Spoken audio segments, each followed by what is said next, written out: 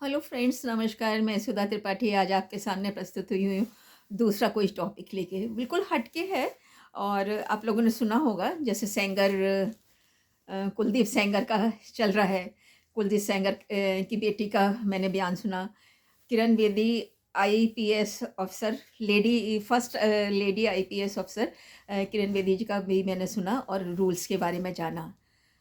It is very easy to say कि मेरे पापा, मेरे भाई, मेरे ताऊ विक्टिम नहीं हैं।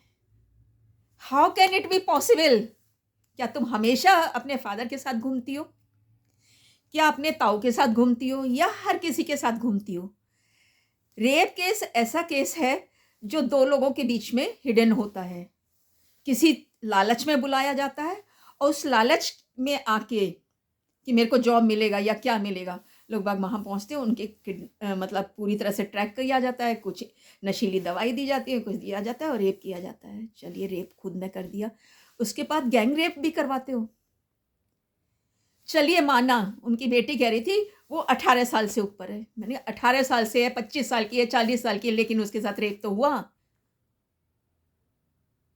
गैंग रेप भी करवाया गया और रेप भी हुआ। तुम कैसे कह सकती हो तुम्हारे पापा इन्वॉल्व नहीं है? क्या पापा के साथ हमेशा घूमती रहती हो? नहीं, नहीं घूमती हो। ये सिर्फ लेडी ही बता सकती है कौन बंदा था, किसने मेरे साथ करा, कितने लोग थे, किस तरह से बुलाया, किस जगह हुआ, ये वो ही बता सकती है। रिपोर्टें बदलती हैं, डिसीजन बदलते हैं, जजेस खरीदे जाते हैं। ये आम बात है, आम बात है। जज लोहिया का केस सुन लीजिए।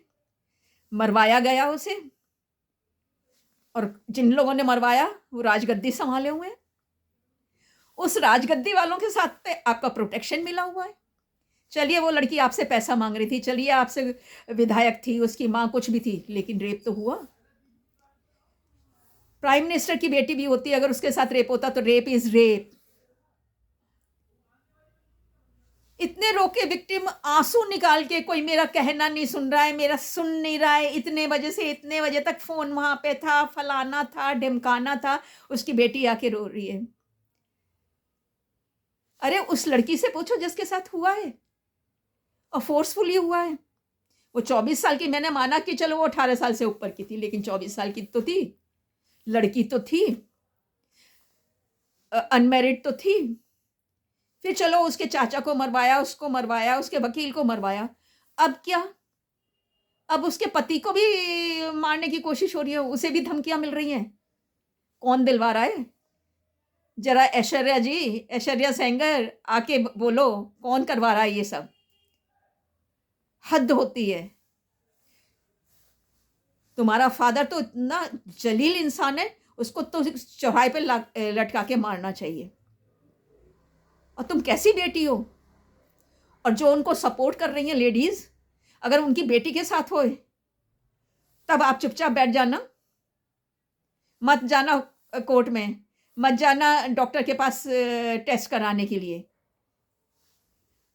सारी रिपोर्टें बदली जा सकती हैं, जज को पैसा खिलाया जा सकता है। सारा सिस्टम बिका हुआ है, सारा सिस्टम बिका हुआ है। लोहिया के केस में देख लीजिए, 7 उसके कांड हुए, 7 लोग मरे, लेकिन उसको मरवाने वाले उसके वाले सत्ता में बैठे हैं, राज कर रहे हैं, और हम लोग उनको वोट दे के आ रहे हैं। क्या कर रहे हैं? कल उनके साथ हुआ है, हो सकता है कल तुम्हारी बेटियों के साथ हुए। तब उनका फेवर लेके मत आना सड़कों पे। तुम्हारी बेटी के साथ हो तो रिपोर्ट कराने मत जाना, उसको धन्यवाद करना कि चलो कुछ तो हुआ। पता नहीं कहाँ से ये जनरेशन आई है, क्या थॉट प्रोसेस है, कहाँ से ये जज साहब है, कितना पैसा लेके जाएंगे, कितनी रिश्वत लेंगे। ताजमहल भी यहीं खड़ा है, लाल किला भी यहीं खड़ा है, कुतुब मीनार भी वहीं खड़ी है, और जो बनाने वाले थे, जो खड़ा करने वाले थे, वो सब छोड़ के गए हैं। पैसों के लालच में मत पड़ो। पैसा उतना ही यूज़ होता है, उतना ही खाया जाता है, उतना ही पहना जाता है, उतने ही जेवर पहन के आप जा सकते हो। सारा बैंक में रखा रहता है, ज़मीन में गड़ा रहता है, तिजोरी में। सीबीआई आती है, डाका डाल रेड डाल के ले जाती है।